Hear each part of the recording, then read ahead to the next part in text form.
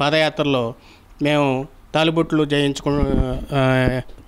చేపిస్తాం మీ చేత, బంగారు పని వాళ్ళ చేత, తర్వాత కార్పెంటర్లను ఆదుకుంటాము, మిమ్మల్ని అందరినీ కార్పొరేషన్లు చేస్తాము, డబ్బులు ఇస్తాము, కాంప్లెక్స్లు కట్టిస్తామని చెప్పి చెప్పున్నారు. కానీ ఒక్కటి కూడా దాంట్లో చెప్పిన మాటలు ఏ ఒక్కటి కూడా అమల్లోకి రాలేదు, మాకు అందుబాటులోకి రాలేదు.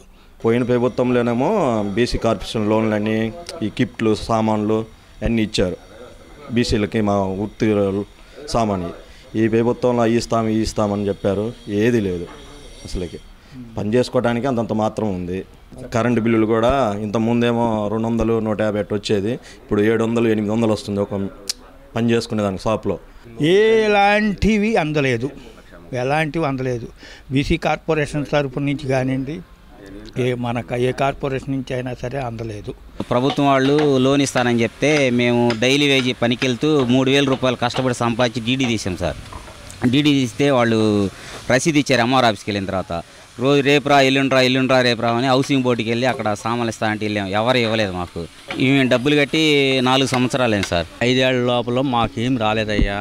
మాకు వస్తువులు కానీ మా కార్పెంటర్లకు సంబంధించినవి ఏమీ రాలేదు.